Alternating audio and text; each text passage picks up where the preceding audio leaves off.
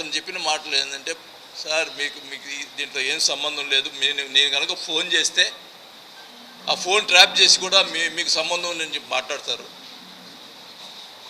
అందువల్ల మీ ఇంటికి రావటం కానీ మిమ్మల్ని రూపాయి డబ్బులు అడగటం కానీ చేయలేదని చెప్పి మాట్లాడాడు.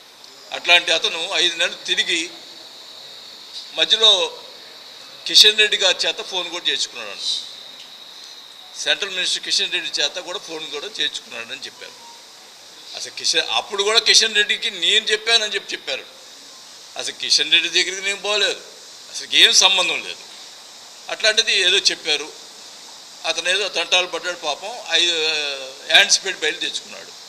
యాంటిసిపేట్ బెయిల్ తెచ్చుకుంటే స్టేషన్కి పోయి 41 ఏనా ఏదో అంటారు నోటీసు, 41 నోటీసుకి తీసుకోవాల్సింది. కోర్టు ఇచ్చిన ఆర్డర్ ప్రకారం 41 నోటీసు తీసుకోవాలి. స్టేషన్కి పోతే సిఐ గారు ఆయన పొద్దున్నుంచి సాయంత్రం దాకా 41 నోటీసు ఇచ్చి పంపించాలా. పొద్దున్నుంచి సాయంత్రం దాకా నైట్ దాకా కూర్చోబెట్టి ఈ లెటరు బాలినేని గారు రాశారు అని చెప్పమని బెదిరించడం,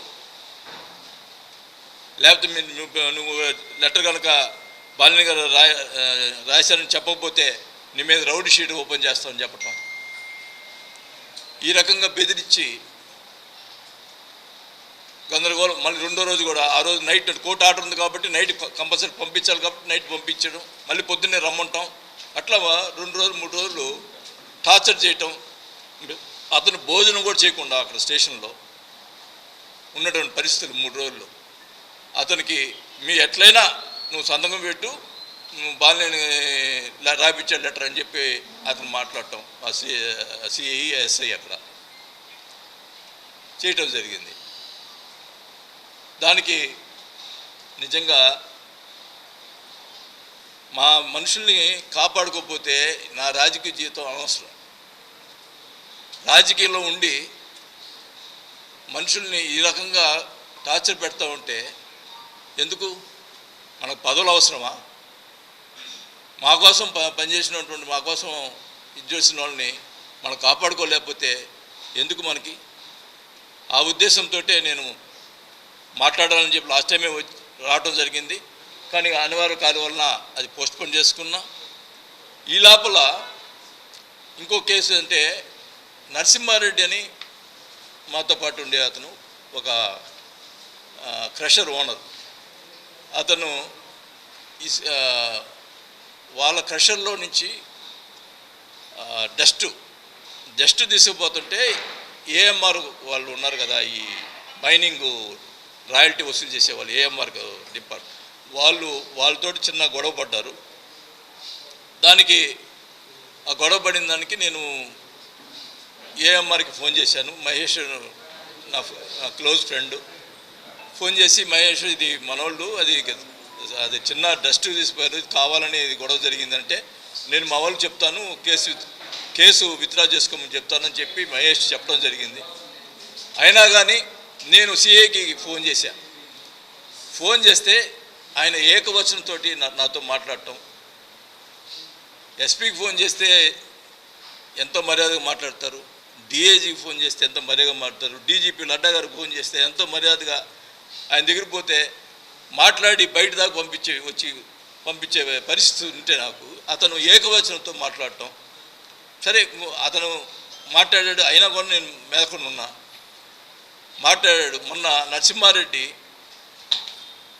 15 రోజులు అతన్ని నేను ఫోన్ చేశానని అతని మీద 307 అటెంప్ట్ మర్డర్ అన్నీ పెట్టేసి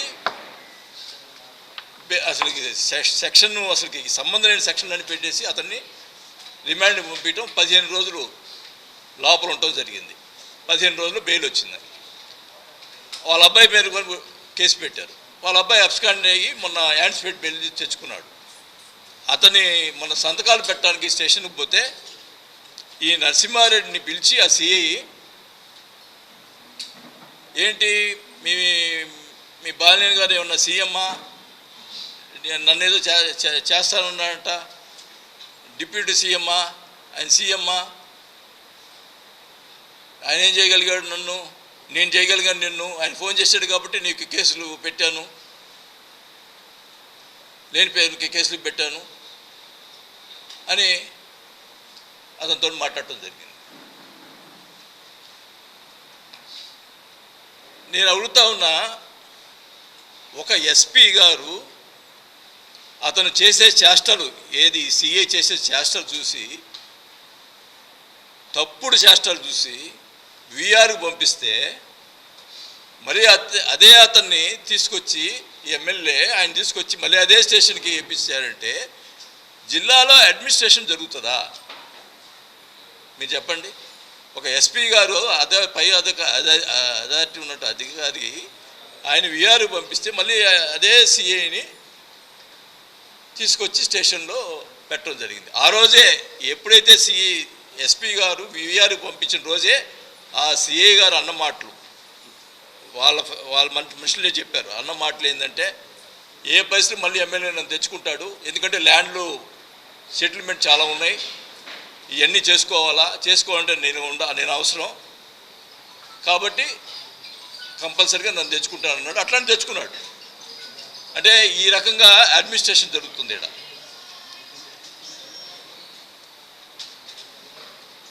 మరి నా సెల్లేదు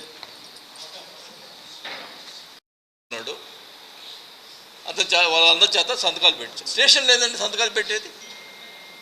ఏమైనా పెడితే అగ్రిమెంట్ చేసుకుంటే ఇళ్ళలో చేసుకుంటారు, ఎక్కడ చేసుకుంటారు. స్టేషన్లో ఏంటి పెట్టించేసి తాలూకా స్టేషన్లో వాళ్ళందరినీ పిలిపించి ఎలా చేసుకుంటారండి? ఏంటి బెదిరింపులు? నేను అడుగుతున్నా, పోలీస్ డిపార్ట్మెంట్ అడ్మినిస్ట్రేషన్ జరుగుతుందా ఇక్కడ? పోలీస్ స్టేషన్లో ఒక ప్రైవేటు కార్యక్రమాన్ని స్టేషన్లో పెట్టి సంతకాలు పెట్టించి బెదిరించి సంతకాలు పెట్టిస్తుంటే ఆ సీఏని కంటిన్యూ చేపిస్తారా? ఏమండి, అక్కడ చెప్తా, వీళ్ళ అక్రమాలు ఒక్కొక్కటి చెప్తా. ఇది క్లియర్గా స్టేషన్లో జరిగినటువంటి మ్యాటర్, వీడియో ఉంది స్టేషన్లో. ఇంకోటి,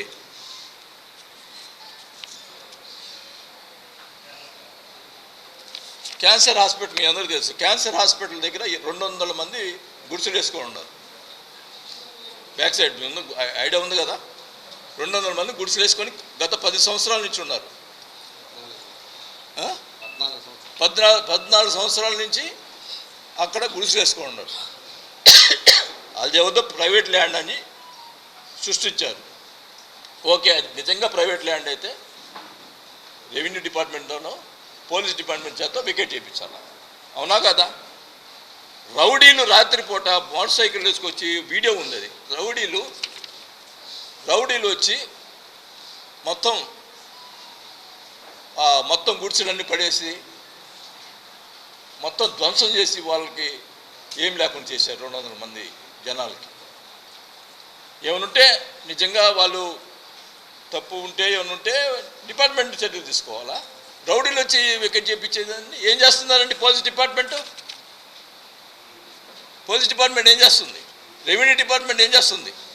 రౌడీలు వచ్చి ఇది చేస్తుంటే దాని మీద ఏం చర్యలు లేవు. వీడియో ఉంది క్లియర్గా. పాపం వాళ్ళు గుడిసెలు పనుకున్న వాళ్ళ మీద దాడి చేసి అంత చేస్తే కనీసం మీడియాలో, నేను అడుగుతున్న మీడియా మిత్రులందరూ కూడా, మీరు కూడా స్పందించడం ఏంటండి? 200 మంది కుటుంబాలు రోడ్డు మీద పడి ఉంటే వాళ్ళని తీసుకెళ్ళి ఘోరంగా తరివేస్తే దాని గురించి ఏం లేదు. పోలీస్ డిపార్ట్మెంట్ ఏం చేస్తుంది? సమాధానం లేదు. చెప్తా ఇంకొకటి, రేషన్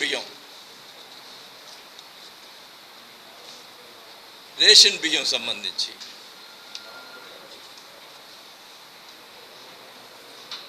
పేదోళ్ళు ₹2 బియ్యం ఇచ్చి, కేంద్రం నుంచి వచ్చి రాష్ట్రంలో ₹2 బియ్యం ఇచ్చి రాష్ట్రం నుంచి ఇచ్చే బియ్యాన్ని అది స్టోరుల చేత అమ్మించుకొని నెలకి 25 లక్షలు ఆయనకి ఇవ్వాలి. ఇది వాస్తవం కాదా? ఇది వాస్తవం కాదా అని అడుగుతా ఉన్నా. అప్పుడు మీరందరూ కూడా ఉన్నారు. మేము ఎమ్మెల్యేగా ఉన్నప్పుడు నేనంటే నమ్మరని మా అబ్బాయి మీద ఎన్ని రకాలుగా బుద్ధ చెల్లారు, ఎన్ని రకాలుగా మనుషులు పెట్టి చేశారు. ఏమి ఇప్పుడు చూపించు, ఏం చేశాడో పలాను చూపించు. నువ్వు అధికారంలో ఉన్నావు, పలాను చూపించు. నువ్వు కబ్జా చేసినవి ఎక్కడ ఏం చేసినవి మొత్తం నేను చూపిస్తా. మా అబ్బాయి ఏం చేశాడో చూపించు. నేను ప్రజలు కూడా అడుగుతున్నా, మీరు నమ్మారు అతని మాటలు, అతను కావాలని మా మాటలు చెప్పి నమ్మారు. మేము ఎంత బాధపడ్డామో మాకు తెలుసు. మా ఆస్తులు బాగొట్టుకున్నాం. చూపించండి. నా ఎలక్షన్, నేను రాజకీయాలు రాకముందు నా ఆస్తి ఏముందో ఇప్పుడు ఏముందో ఒకసారి మొత్తం గవర్నమెంట్ ఉంది కదా, బాబు గారి చేత మనిషి ఎంక్వైరీ పెట్టించండి. నేనేం చేశానో ఆయన ఏం చేశాడో మొత్తం తేల్చండి. దేనికైనా సిద్ధం. నేను ఒకటి చెప్తున్నా, జనార్దన్ నిన్ను చూసి భయపడేవాడు ఎవరు లేడు. నువ్వేదో కేసులు పెట్టించిన నేను చేయడం, నువ్వేం చేసాను చేసుకో. నేను ప్రజల తరపున నిలబడతా, ఇక్కడ దేనికైనా ఉంటా, చూసుకుందాం. దేనికైనా సిద్ధమే. జనసేన కూటమి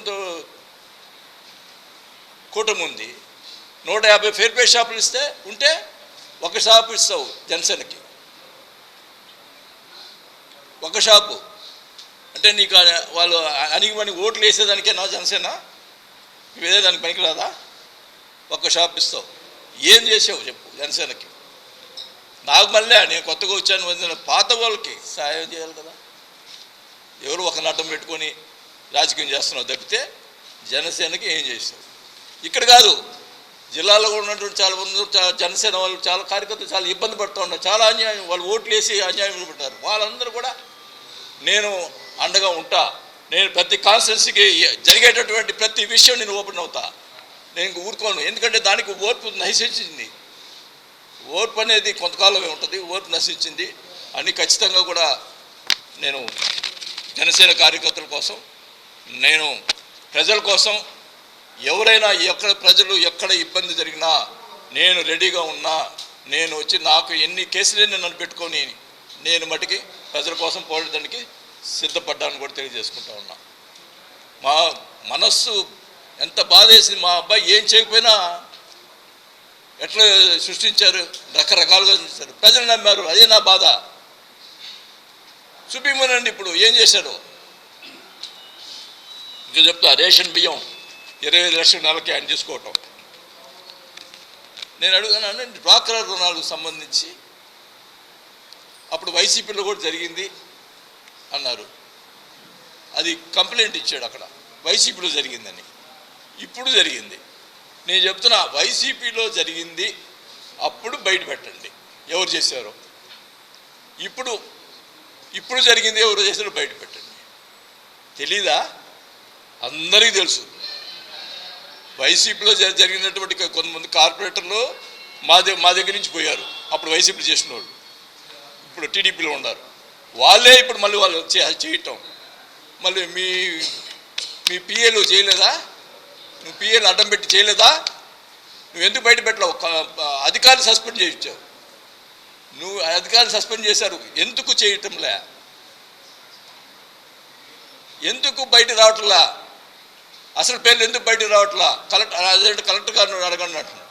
కలెక్టర్ గారు ఏం చేస్తున్నాడు? కలెక్టర్ గారు తిరిగిపోతా ఎమ్మెల్యే గారు.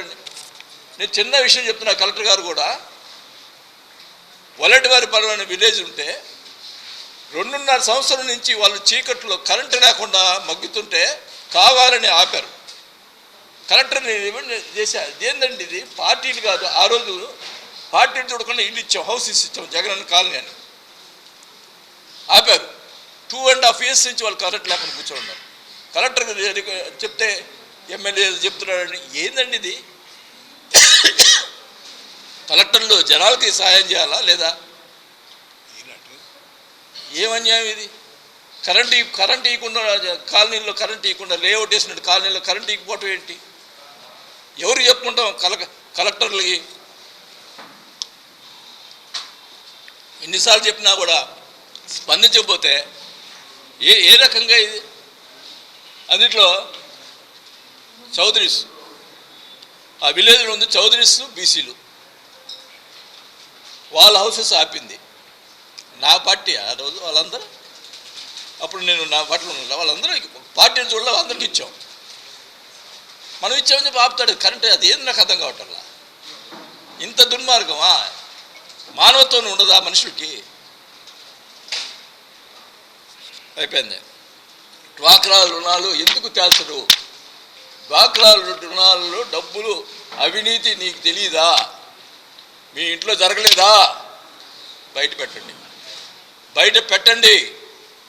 డ్వాక్రా రుణాలు తీసుకొని కొంత డబ్బులు మళ్ళీ సడన్గా కట్టించారు. ఎవరు కట్టారని చెప్పండి. తీసుకున్న రుణాలు డబ్బులు కట్టించారు. ఎవరు కట్టించారు? ఎవరు కట్టారో ఒకసారి ఎంక్వైరీ చేయండి. ఏం చేస్తారు? కలెక్టర్లు చెప్పంటే కలెక్టర్లు కూడా కాముకుంటున్నారు. ఇది జరుగుతుంది. అది నాయకుల పైన తెలుసుకోవాలా ఇక్కడ జరుగుతుందంటే అవినీతి. పోనీ అయిపోయింది. అది మన మున్సిపాలిటీలో 8 కోట్ల అవినీతి జరిగింది తెలుసు కదా. వాళ్ళు సస్పెండ్ చేశారుగా. సస్పెండ్ చేసినప్పుడు ఏసీబీ వాళ్ళు పోయి సస్పెండ్ చేశారని రుజువు అయితేగా సస్పెండ్ అయింది. మరి ఆ సంబంధించి వాళ్ళని సస్పెండ్ చేశారు. వాళ్ళ దగ్గర కూడా డబ్బులు తేలలేదు. రికవర్ చేయాలి కదా. డబ్బులు ఎందుకు రికవర్ చేయట్లేదు? ఆ డబ్బులు ఎక్కడ ఉన్నాయి?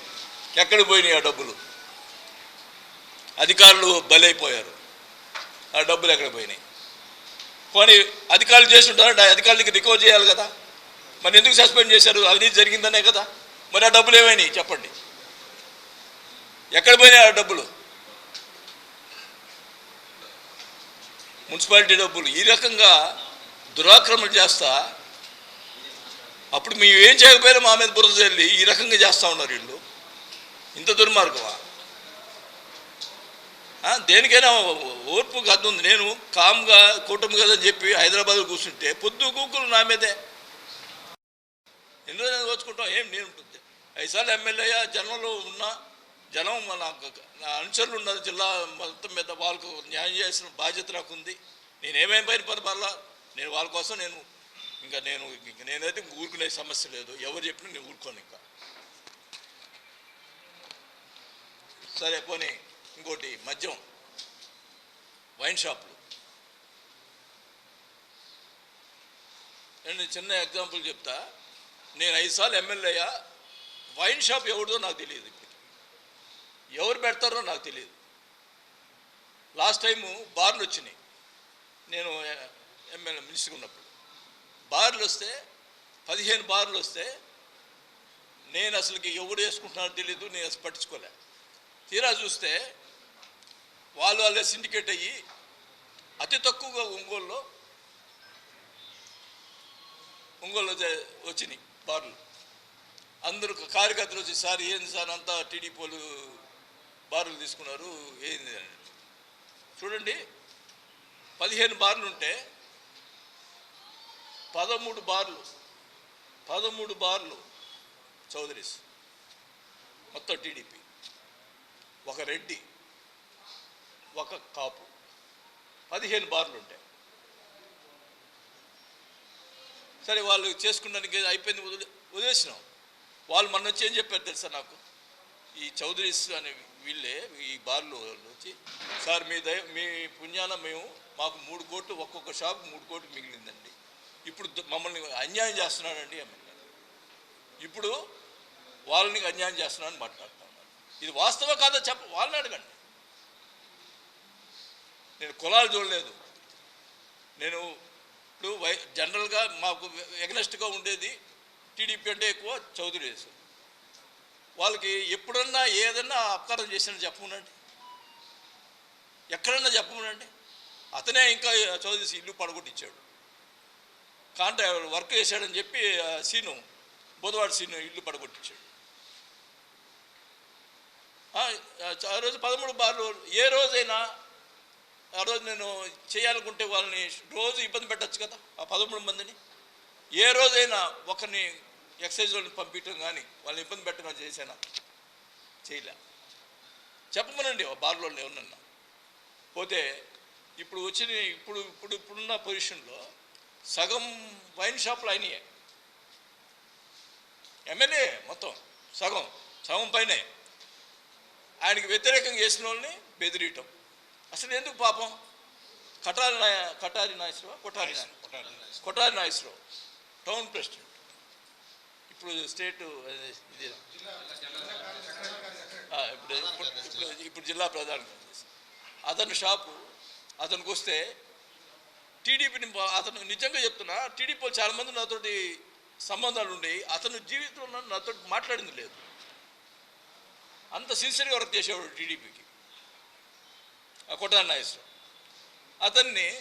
అతని షాపును అతన్ని ఇబ్బంది పెడుతున్నాడు. ఇక్కడ బైపాస్ రోడ్ దగ్గర పాపారావు అని షాపు పెట్టుకుంటే వాళ్ళ షాప్కి దగ్గరలో ఉంది, ఇబ్బంది అవుతుందని అతని మీద ఎస్సీ ఎస్టీ కేసు పెట్టడానికి, ఏది కాపులు పొదిలి అతను కాపు, అతను పాపారావు అని పాపారావు అతని షాపు ఇబ్బంది పెట్టి పిఏ గందరగోళం చేశారు. అంటే ఏమన్యాయం అంటే, నీకు అడ్డం వస్తున్నానని చెప్పి ఎవరినైనా చేస్తావా? అతని మీద ఎస్సీ ఎస్టీ కేసు పెట్టడం, మళ్ళీ సిఐ పిలిపించడం, వార్నింగ్ ఇవ్వటం, ఈ రకంగా బెదిరించి ఇవన్నీ చేస్తాడు. వైన్ షాపుల గురించి ఎమ్మెల్యే ఏందండి వైన్ షాపులు తీసుకునేది? సగం పైన షాపులు ఆయన రోజు సాయంత్రం నైట్కి పావులూరు నాగేశ్వరరావు అతను తీసుకుపోయి వాళ్ళ ఇంటికి పోయి లెక్క చెప్పాలా. నేను అడిగా ఆ పావులూరు నాగేశ్వరరావుని, ఏంది ఇది దుర్మార్గం ఉంది, ఆ పాపారావు మీద ఎందుకు ఇది చేస్తున్నారంటే, నాదేముందన్నా ఆయనే కదా, నేను మధ్యలో మీడియేటర్, మధ్యలో పోయి డబ్బులు ఇచ్చి రావటమే నా పని అన్నా. డబ్బులు నైట్ పోయి ఇచ్చి రావాలంట ఆయనకి, కలెక్షన్ డైలీ కలెక్షన్, ఏది వైన్ షాపుల్లో. ఇది వైన్ షాపులో ఆయన బాగోతాం. ఇక్కడ ఇసుక, మరి ఇసుక ఎవరు ఫ్రీ అన్నారు? ఫ్రీయే కదా, గవర్నమెంట్ పాలసీ ఫ్రీయే కదా. మరి ఇక్కడ ఎవరన్నా ఇక్కడ పాపం 50 మంది ట్రాక్టర్లు, ఇప్పుడు కాదు కొన్ని సంవత్సరాల నుంచి 50 మంది దాకా ఉంటారు ట్రాక్టర్లో, ఇసుక తెచ్చుకొని ఏదో అమ్ముకుంటుంటారు. వాళ్ళు ఎక్కడ ఇసుక తీసుకొస్తే వాళ్ళు తెచ్చుకుంటే వాళ్ళ మీద ఆపటం, కేసు రాయటం, వాళ్ళు భయప్రాంతం చేయటం. ఇక్కడ ఒక స్టాక్ పెట్టి దానికి ట్రాక్టర్కి ఇంతనే ఎక్స్ట్రా వసూలు చేయటం, దానికి నెలకి 50 లక్షలు ఆయనకు ఆదాయం. వాస్తవా కాదా చెప్పమనండి. ఇది ఎందుకు మైనింగ్ ఇసుకలో ప్రజలకి ఫ్రీగా చేరాల్సిన ఇసుక ఈ రకంగా డబ్బులు తీసుకొని ఎమ్మెల్యేలు చేస్తుంటే ఎందుకు ఊరుకోవాలండి ప్రజలు? ఎందుకు ఊరుకోవాలి? నేను అందుకే ప్రశ్నిస్తున్నా. ఇవన్నీ ఖచ్చితంగా ఇసుక ఆపకపోతే ఆడపోయి నేను కూర్చొని గొడవ చేస్తా. ప్రజలకి ఫ్రీగా ఇసుక పోవాలా, ఇది వాస్తవం. ఇది ఇసుకలో అతని ఆదాయం, ఇది ఆయన చేస్తుంది. పోతే గ్రావెల్ ఏమండి, ఇప్పుడు కొప్పోల్లో అప్పుడు మా వియ్యంకుడు అదేంది విల్లా కట్టాడు. ఆ ల్యాండ్ 30 సంవత్సరాల క్రితం కొన్న ల్యాండ్ అది.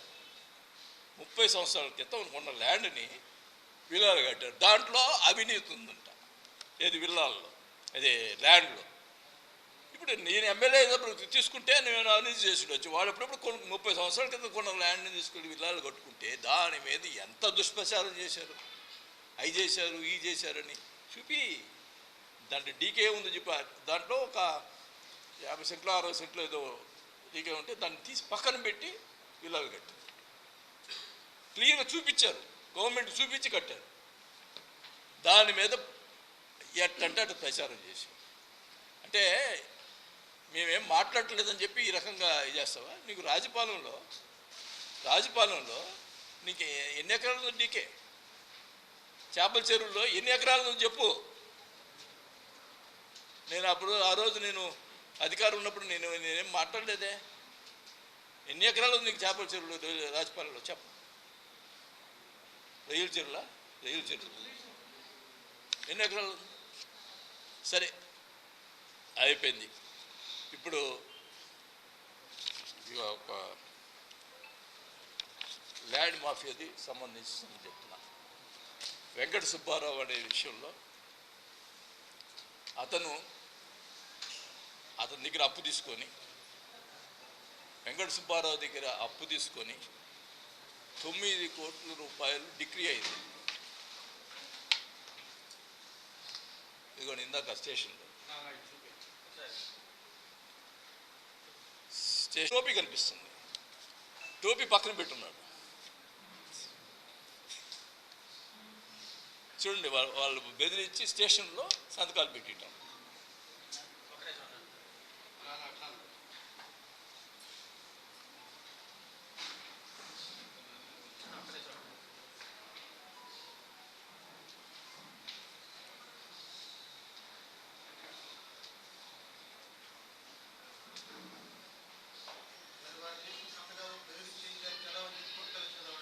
ఎవరు వాళ్ళు? అతను అడ్డం తిరిగి వైజాగ్ పోయాడు.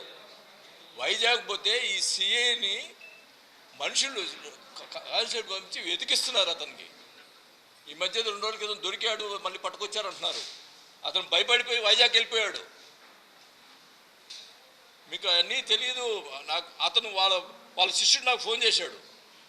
ఫోన్ చేసి, సార్ ఇట్లా మేము వైజాగ్ వచ్చేసి సార్ మీ దగ్గరకు రావాలనుకుంటున్నాం, మమ్మల్ని ఈ రకంగా ఇచ్చేస్తున్నాడు. ఆయనకి 9 కోట్లు, వెంకట సుబ్బారావు అనే అతనికి జనార్దన్ గారు 9 కోట్ల రూపాయలు డబ్బులు ఇవ్వాలా, డిగ్రీ అయింది. దీన్ని కొన్నట్టుగా కొని ఆ డబ్బులు కూడా దీంట్లోనే జమ చేయాలా, ఇది చేయాలని బెదిరిస్తూ ఉంటే ఆయన భయపడి వెళ్ళిపోయాడు వైజాగ్కి. అతని కోసం వేటాడుతున్నారు సిఐ గారు. ఇప్పుడు ఈ ల్యాండ్ సెటిల్మెంట్ అని చేయాల్సిన సిఐ గారు ఉన్నారే, ఆయన ఎతికిస్తున్నాడు పాపం. ఇన్ని దుర్మార్గాలు జరుగుతూ ఉన్నాయి. ఈడ మాట్లాడేవాళ్ళు లేరు, ప్రతిపక్షం మాట్లాడదు, ఎవరు మాట్లాడరు, అంతా కొమ్మక్కు. బాలేడు శ్రీనివాసరెడ్డి ఒక్కడే ప్రత్యర్థి వీళ్ళకి.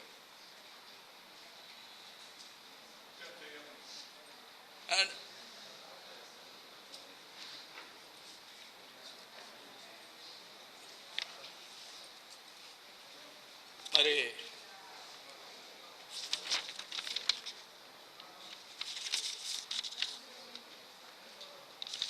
బుడే సాహిబ్ అని ఉన్నాడు. అసలుకి ఇది ఎంత ఏం జరుగుతుందంటే మీకు చిన్న క్లారిఫికేషన్ ఇవ్వాల. మా టైంలో ల్యాండ్ కబ్జాలు జరుగుతున్నాయని కొంతమంది వైసీపీలు కూడా ఉన్నారు. ఆ రోజు దానికి కూడా నేను అట్లా కొంత వైసీపీ వాళ్ళు కూడా చేస్తానని నేను వాళ్ళని ఏం అనలేక నేను సిట్ వేశాను. గుర్తుందో లేదో మీకు, సిట్ వేయడం జరిగింది. ఈ రాష్ట్రంలో ఒక ఎమ్మెల్యే ఆ కాన్స్టిట్యూన్సీలో సిట్ వేయడం నేను ఒక్కడిని వేసి ఉంటాను నాకు తెలిసి. ఆ రోజు ఎస్పీకి కలెక్టర్ గారికి క్లియర్గా చెప్పా, నేనైతే ఎక్కడ ఇంటర్ఫియర్ గాను, సిట్టు పారదర్శకంగా చేయండి, ఎవడు కంప్లైంట్ ఇచ్చినా దాని మీద యాక్షన్ తీసుకోండి అని చెప్పి ఆ రోజు ఉన్న కలెక్టర్కి ఎస్పీకి చెప్పాను. లేదో ఇప్పుడు ఆ కలెక్టర్ని ఎస్పీని అడగండి, నేను ఎక్కడైనా ఇంటర్ఫియర్ అయ్యాను కూడా. సిట్టు వేసి ఎక్కడ కూడా ఇంటర్ఫియర్ కల. ఎందుకంటే కొంతమంది ఎదవలు, నా పక్కన ఉన్న ఎదవలు కూడా ఉన్నారు, వాళ్ళు కూడా చేస్తున్నారు. కాబట్టి నేను పారదర్శకంగా చేయాలని చెప్పి ఆ రోజు సిట్ వేస్తే, ఆ సిట్టు ఎవరైతే కంప్లైంట్స్ ఇచ్చారో ఆ సిట్టు డీటెయిల్స్ మొత్తం తీసుకున్నారు ప్రజెంట్ ఎమ్మెల్యే గారు. తీసుకొని సెటిల్మెంట్స్ వాళ్ళిద్దరిని కూర్చోబెట్టి నైట్లు కూర్చోబెట్టి సెటిల్మెంట్లు, ఆ సిట్లో ఉన్నటువంటి ఎవరైతే కంప్లైంట్స్ ఇచ్చారో వాళ్ళందరినీ కూర్చోబెట్టుకొని బెదిరించడం. సిఐఐ గారు ఇంకా ఎందుకులే, ఇంకా పోలీస్ డిపార్ట్మెంట్ ఇంకొక ఆయన ఉన్నాడు, ఒక్కొక్క పెద్ద ఆయన, ఎందుకులే అందరిని ఎందుకు మాట్లాడటం. కానీ సిట్లు అన్ని లిస్ట్ తీసుకొని వాళ్ళని పిలిపించుకొని బెదిరియటం, రాపించుకోవటం, కొంత డబ్బులు కొంచెం ఇవ్వటం, వాళ్ళని పంపించటం, బెదిరియటం, సామధాన దండుపోయాలు అంటారు కదా, ఆ రకంగా వాళ్ళు చేసి వాళ్ళని ఇది చేస్తూ ఉన్నారు. కంటిన్యూ జరుగుతూ ఉన్నాయి. ఈ భూ కబ్జాలు కంటిన్యూ జరుగుతూనే ఉన్నాయి. ఇది ఎవరికి తెలియదు చెప్పండి? తెలుగుదేశం కార్యకర్తలు తెలియదా? ఇప్పుడు జనసేన కార్యకర్తలే కాదు, నేను చూస్తున్నా మనం ఒంగోలు కాన్స్టిట్యూన్సీలో తెలుగుదేశం కార్యకర్తలు కూడా ఇబ్బంది పడుతూ ఉన్నారు. వాళ్ళు కూడా న్యాయం జరగట్లా, వాళ్ళు ఇబ్బంది పడుతూ ఉన్నారు. మొత్తం నేనే రాజు, నేనే మంత్రి, మొత్తం నేనే దోచుకోవాలా అంటే ఏందయ్యా? నేను ఆయన కంటి చూపు పెడితే భయపడుతున్నారు జనం. కంటి చూపు పడింది ఏడ తీసుకుంటాడు మళ్ళీ ఆయన ఖాళీగా ఉంటే అని. ఈ రకంగా ఇంత దుర్మార్గాలు చేస్తూ ఉంటే ఏంది ప్రజలు కూడా ఎందుకు కాకుంటున్నారు? మేము ఏం చేసాం? మేము మా టైంలో మేము ఎక్కడ ఏం చేసామో చెప్పమనండి.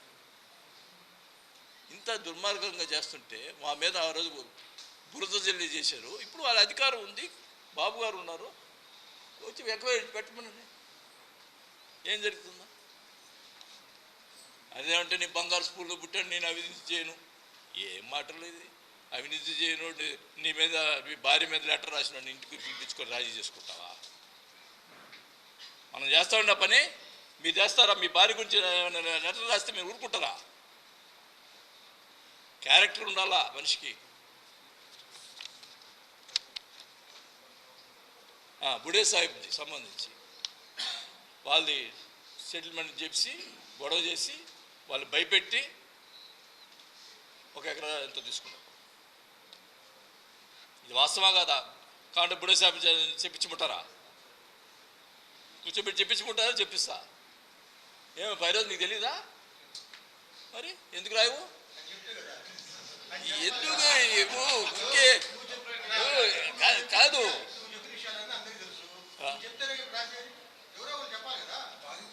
అవును, బాధితులు రావటం కాదు. నేను అనేది కాదు. మీరు మీడియా వాళ్ళు ఒక నిమిషం అడుగుతున్నా, మీడియా వాళ్ళు అందరు చెప్తేనే రాస్తున్నారా? మీరు చెప్పకుండా రాయట్లేదు లేదా? తెలిసిందే రాయకుండా ఉన్నారా? మీడియా వాళ్ళు తెలిస్తే రాయరా?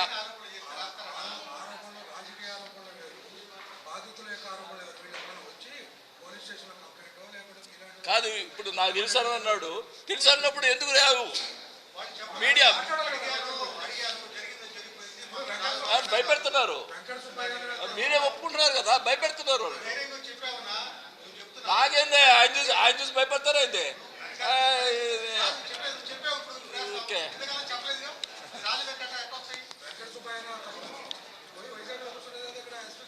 నేను మీ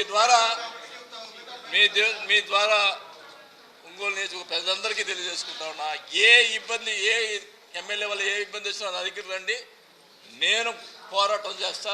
నేను అవసరమైతే నా మీద కేసులు పెట్టుకుంటా, కానీ మిమ్మల్ని కాపాడేదానికి నేను సిద్ధంగా ఉన్నా. ఇది వాస్తవం, ఇది జరుగుతుంది.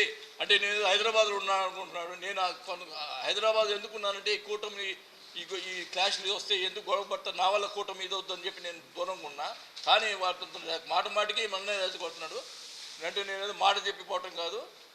వారానికి 4 రోజులు ఒంగోలు ఉంటా, 3 రోజులు హైదరాబాద్లో ఉంటా. ఎందుకంటే ఫ్యామిలీ అక్కడ ఉంది కాబట్టి 4 రోజులు ఒంగోలు ఉంటా. ఏ సమస్య వచ్చినా కానీ నేను దగ్గర ఉంటా. ఇది మటుకి వాస్తవం చెప్తున్నా జరగబోయేది. సరే, బుడే సాహిబ్ దగ్గర 1 ఎకరం తీసుకున్నారు. సమ్మర్ స్టోరేజ్ దగ్గర వాళ్ళు ఏదో బ్రహ్మరావు వాళ్ళ వెంచర్ దగ్గర దాంట్లో ఏదో చేశాడు. అది అందరికీ తెలుసు, ఓపెన్ మార్కెట్ అది. ఇప్పుడు నా మీద అప్పుడు ఇది హౌస్ సైట్స్ ఇచ్చారు. హౌస్ సైట్స్ ఇచ్చినప్పుడు అగ్రహారం వాళ్ళ దగ్గర ల్యాండ్ తీసుకున్నారు. సర్వేరెడ్డి పాలెం దగ్గర వాళ్ళ దగ్గర ఇక్కడ వెంగముప్పాలెం దగ్గర ల్యాండ్ తీసుకున్నారు. ల్యాండ్లో నేను పర్సంటేజ్ డబ్బులు తీసుకున్నానని మాట్లాడాను. మొత్తం ఆ రోజు రైతులందరూ వచ్చి ఆయన ఖర్చులు పెట్టుకొని మాకు ల్యాండ్ ఇప్పించాడు మమ్మల్ని అని చెప్పి మాట్లాడారు. ఈయన G+3 ఇల్లు కట్టేదానికి ఈయన ముందర అక్కడ ల్యాండ్ తీసుకొని తక్కువ రేటు తీసుకొని నువ్వు అక్కడ వ్యాపారం చేయలేదా? ఓపెన్. ఇప్పుడు ఏంటండి, కొప్పోల దగ్గర 60 ఎకరాలు పెంచరు. గ్రావెల్ ఎంత వేసండి, ఎక్కడి నుంచి వచ్చిందని గ్రావెల్ మీ అందరికీ తెలీదా? కొప్పోలు అందరూ కంప్లైంట్ చేయలేదా? వైసీపీలు కూడా ధర్నా చేశారుగా. మొత్తం గ్రావెల్ అంతా తోలారు కదా అక్కడ. 60 ఎకరాల్లో నువ్వు ఎలక్షన్ ముందర నాకు ఎంతమంది దగ్గర అప్పులు చేసి ఉండవు? అప్పులు ఎవరికైనా కట్టావా? ఈరోజు ల్యాండ్ కొంటున్నావు 60 ఎకరాలు కొత్తపట్నం ఇంకొక మాఫియా జరుగుతుంది ఇక్కడ. కొత్తపట్నం దగ్గర ఒక ప్రైవేట్ కంపెనీ ఏదో వస్తుంది అని తెలుసుకొని అతను కొత్తపట్నం దగ్గర అందరికీ 5 లక్షలు అడ్వాన్స్ ఇచ్చి అగ్రిమెంట్ రాయించుకొని తక్కువ రేట్లో తీసుకొని వాళ్ళకి 90 లక్షలు 80 లక్షలకి అమ్మాలని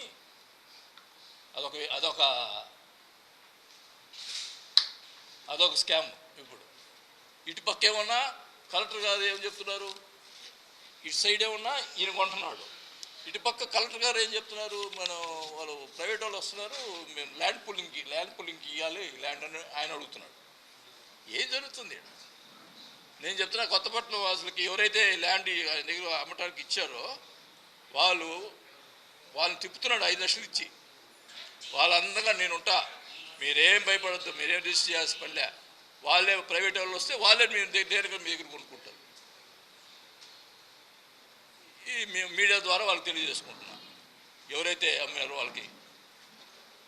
అయితే ఇన్ని స్కాములు ఉంటాయి, అబ్బోయమ్మో నాయన ఇదేంద్రా నాయన బాబు, ఇన్ని స్కాములు ఉంటాయని మాకు తెలియదు. ఈ రకంగా దోసుకుంటారు. 5 సార్లు ఎమ్మెల్యే నా ఆస్తులు బాగుట్టుకున్నా, ఈ రకంగా ఇదేంద్రా స్వామి, భయపెట్టి బెదిరించి దగ్గర ప్రతి వాళ్ళ దగ్గర 5% వసూలు చేయాలి.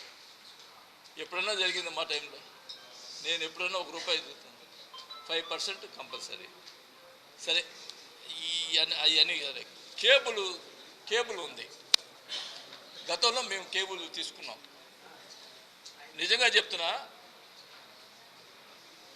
ఏ దేవుడి మీద చెప్తా, కేబుల్లో తీసుకున్నా కానీ కార్యకర్తలు వాళ్ళకి డబ్బులు పంచిచ్చామని చెప్తే ₹1 సింగిల్ ఎన్పి కేబుల్ నేను తీసుకోవాలా, సింగిల్ ఎన్పి తీసుకోవాలా. కేబుల్లో అందరికి ఇచ్చేసాం, అందరికి చేయండి. ఇప్పుడు విశ్వసేన కేబుల్ ఉంది, దానికి ఏళ్ళు పెట్టానా, అతను చేసుకున్నాడు కదా.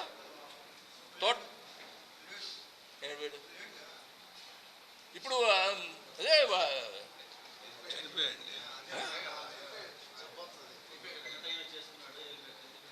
చనిపోయాడా? మానేసి అదే నాకు అర్థం కాదు. ఇప్పుడు తోటకూర వెంకట్రావు పాపం, అప్పుడు నేను కేబుల్ కలిపేసేయండి, నీకు నెలకు 10 లక్షలు ఇస్తారు. ఈయన కూడా ఉన్నాడు సార్, ఈయన రికమెండేషన్, ఆయన వాళ్ళని తీసుకొచ్చాడు, తోట వెంకట్రావుని తీసుకొస్తే 10 లక్షలు నెలకి, నీకు 10 లక్షలు ఇస్తారు అని చెప్పి మాట్లాడితే, లేదని మేమే చేసుకుంటా ఉన్నారు, వదిలేసాం. చేసుకొని ఎక్కడ కూడా ఎవరిని ఇబ్బంది పెట్టలా, చేసుకున్నారు. అప్పుడు ఆ తోటకూర వెంకట్రావుకి కేబుల్ తీసుకొని ₹1 డబ్బులు ఇవ్వకుండా అతను పొద్దుగూలు ఆ కేబుల్ మీద అతను చేస్తా ఆ దెబ్బకి చనిపోయాడు. ఆ తోటకూర వెంకట్రావు వి ఛానలే కదా, అతను ఆయన దెబ్బకి చనిపోయాడు, ఆ ఛానల్లో దెబ్బకి. దీంట్లో ఇద్దరు కొమ్మక్కు ఈ ఛానల్ విషయంలో, వైసీపీ టీడీపీ, చుండూరు రవిబాబు గారు జనార్దన్ గారు కొమ్మక్కు. ఏందే ఇది?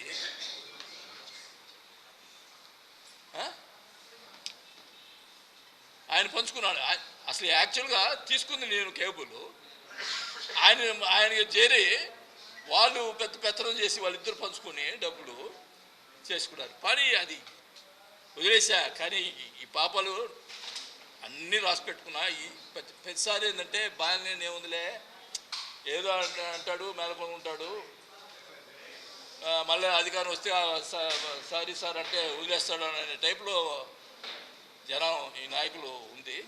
ఈసారి బట్టికి నేను ఆ దేవుడి దయ వల్ల మళ్ళా నేను ఎమ్మెల్యే అయితే ఈయన చేసిన కుట్రలు, ఈ చేసిన దారుణాలు ఎవరిని వదిలిపెట్టను.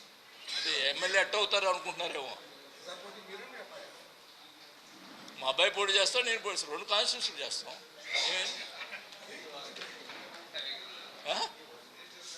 ఏం చేయకూడదా? నువ్వు అట్టన్నవాక ఎటకారం వద్దు. 2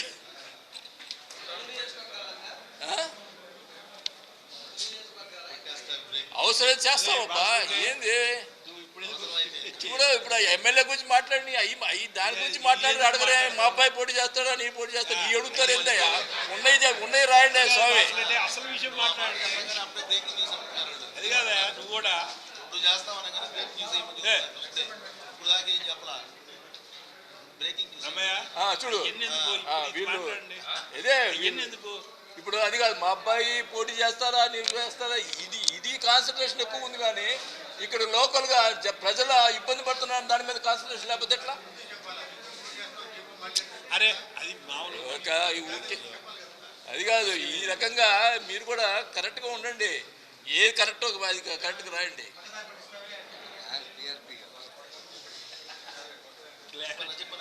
కేబుల్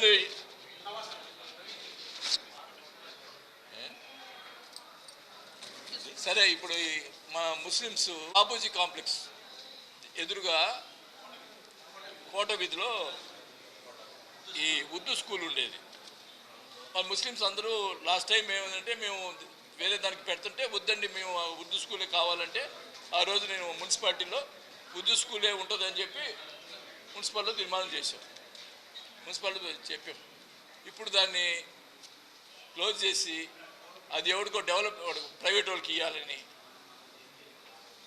మాట్లాడు ప్రైవేట్ నువ్వు ముస్లిమ్స్ది ఏమిచ్చావు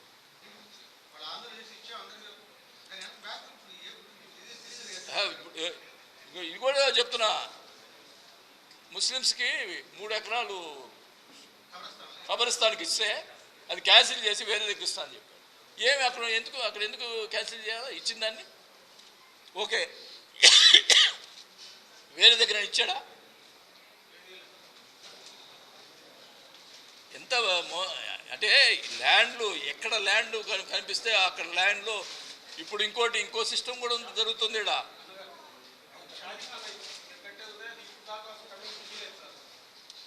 సరే ఆ పాపం దేవుడు చూసుకుంటాడు కానీ ఇప్పుడు స్కామ్ ఏం జరుగుతుందంటే ఖాళీలు ఉన్నటువంటి స్కామ్ ఇప్పుడు మార్కెట్ పాత మార్కెట్ ఇప్పుడు నెల్లూరు బస్ స్టాండ్ దగ్గర ఇప్పుడు మనం ఖాళీ చేయించాడు ఇవన్నీ ప్రైవేట్ వాళ్ళకి ఇచ్చి స్కామ్ చేయాల్సి వస్తున్నారు అదే లీజ్ అని గీజ్ అని అది నేను చెప్తున్నా ఏదైనా కానీ పారదర్శకంగా ఒకవేళ డెవలప్మెంట్ చేయాలనుకుంటే చేయి పారదర్శకంగా ఓపెన్ టెండరు బెదిరిటీ ఓపెన్ టెండర్ ఎవరైతే ఎక్కువ టెండర్ ఒకటి చేస్తారో వాళ్ళకి ఇవ్వాలి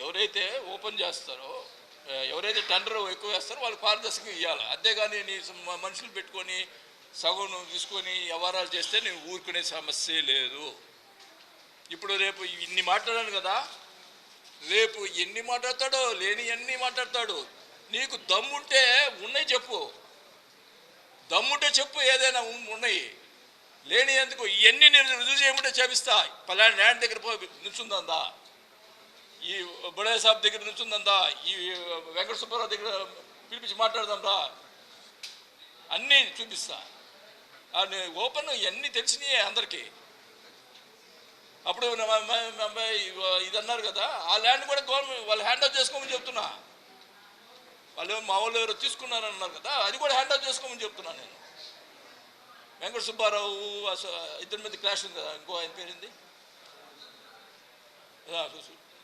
ఒంగోలు సుజాత వీళ్ళు ఏ క్లాష్ ఉన్నాయో అవన్నీ కూడా హ్యాండ్ ఓవర్ చేసుకొని వాళ్ళకే ఏర్పాటు చేసి వాళ్ళే సొంతంగా కావాలంటే రియల్ ఎస్టేట్ వాళ్ళు మాట్లాడతా వాళ్ళకి అమ్ముకునేట్టు చెప్తాం వాళ్ళు అమ్ముకునేట్టు చెప్తాం మంచి డబ్బులు వస్తాయి వాళ్ళకి హ్యాపీగా ఎంజాయ్ చేస్తాం బ్రాహ్మిన్స్ సంబంధించినటువంటి ల్యాండ్ అంతా వాళ్ళకి హ్యాండ్ ఓవర్ చేయండి ఈ రకంగా బెదిరిస్తూ చేయటం అనేది మంచి పద్ధతి కాదు ఇంక ఊరుకునే సమస్య లేదు ఇది మటుకి ఇది నా వ్యక్తిగతంగా నేను చేస్తున్నటువంటి విమర్శలు పార్టీకి సంబంధించినవి కావు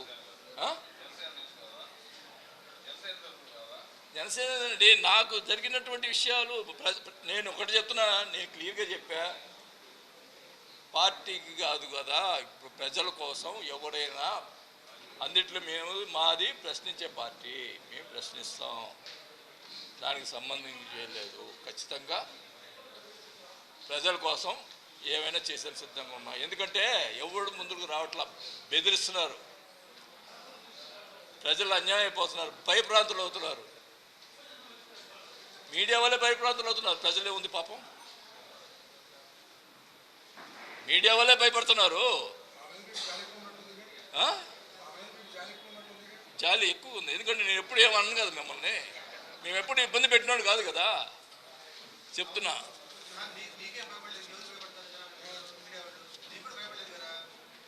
నాకు భయపడి నేనేమన్నా కాబట్టి భయపడుతున్నారు కదా. ఇప్పుడు నువ్వు అన్నావు కదా, ఎవరన్నా చెప్తే కానీ రాయమని.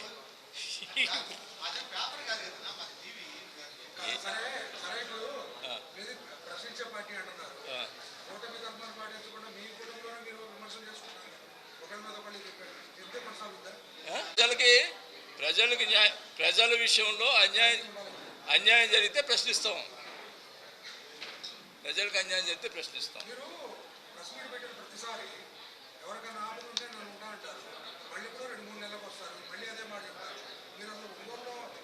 నేను నన్ను ఉండమని చెప్పి అంటున్నావు అంతే కదా. ఉండటానికి సిద్ధంగా ఉన్నాను. ప్రజలు కూడా నేను కోరుకుంటున్నా, ప్రజలు కూడా నేను ప్రజలకు అండగా ఉంటా, ప్రజలు కూడా నాకు అండగా ఉండాలా. 5 సార్లు నన్ను గెలిపించారు ఒంగోలు ప్రజలు. కాకపోతే నా బాధ ఏంటంటే వాళ్ళు చేసిన ప్రచారం నమ్మారు, అది కొంచెం బాధ.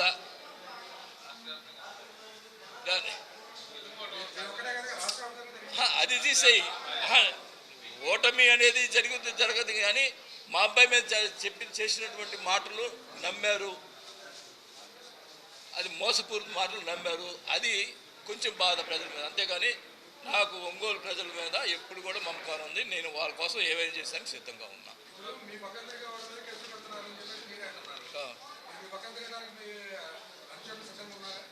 ఏంటి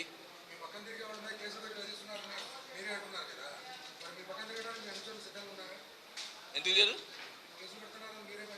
అవునండి, ఇప్పుడు కోసమే కదా ఇప్పుడు ప్రెస్ మీట్. ఇప్పుడు అందుకే వాళ్ళ కోసమే కదా. ఇప్పుడు నేను చెప్పేది నేను ఒకటి చెప్తా. ఓపెన్గా వచ్చి జిల్లా అంతా తిరిగితే ఎంతమంది అనుచరులు ఉంటారో చూపిస్తా. ప్రతి దానికి పోరాటం చేస్తాను.